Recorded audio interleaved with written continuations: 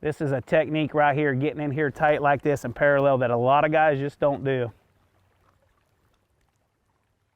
And I do this not only cranking, but spinnerbait fishing and bladed jig fishing, whatever it may be. I like to get in here and keep that bait in the strike zone as long as I possibly can.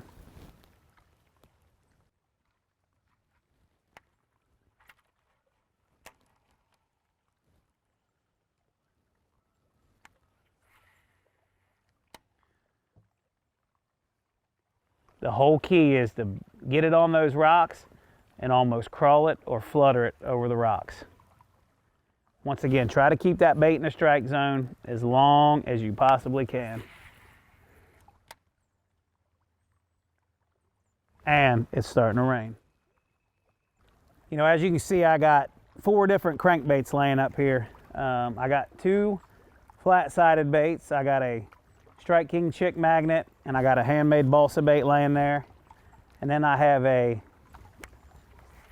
1/4 ounce red eye shad, and I got a KVD 1.0. Okay, and the reason I go with these bait selections in this shallower water is because they have a tendency to not go as deep as, you know, like a 1.0 is going to run shallower than a KVD 1.5.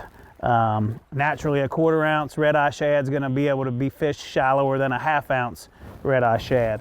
You know, once again, you hear me keep harping about not letting that bait dig into the bottom once I get off these rocks, because the bottom's just got so much trash on it that that bait will get fouled up. And if your bait's fouled up, look, you're not going to get a bite, let's face it.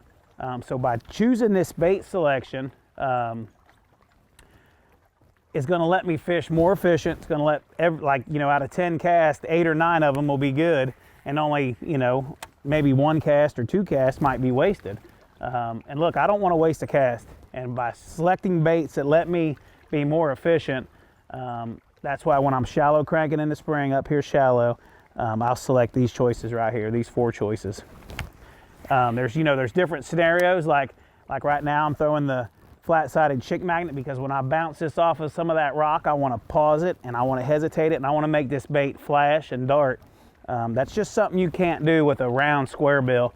You know, to me, a squarebill is when they're a little more aggressive, when they're wanting it worked a little bit faster, you know, where you're banging it off the rocks and trying to trigger that reaction bite. This is more of a, what I call finesse cranking, or I want to keep it in the strike zone as long as I can and flutter it and hover it. As you can see right there is a prime example of what I'm talking about. If it's digging into the bottom, you get that trash on there and your cast is wasted. So simply by using baits that you can fish a little shallower is why I select the baits that I have laying there. When I reach for that 1/4 ounce red eye shad, is not necessarily on a stretch like this, but on stretches that'll be shallow, do-nothing, rounded flat points like pea gravelly points and little chunk rock points, more flat style banks where I feel like a crankbait that has a bill in it's going to want to dig into the bottom and get fouled up, where I can take that 1/4 ounce red eye and fan cast around on them round do-nothing points and catch a lot of fish that are, you know, maybe one feeding on shad on those points, or, you know, making that transition back into those spawning pockets. That's where I'll reach for the 1/4 ounce red eye shad. And I really like a chrome and black or chrome and blue in that. You know, like I said, I feel like when I'm using that bait, I'm keying in on a baitfish bite. So I want to go with a chrome and black or a chrome and blue.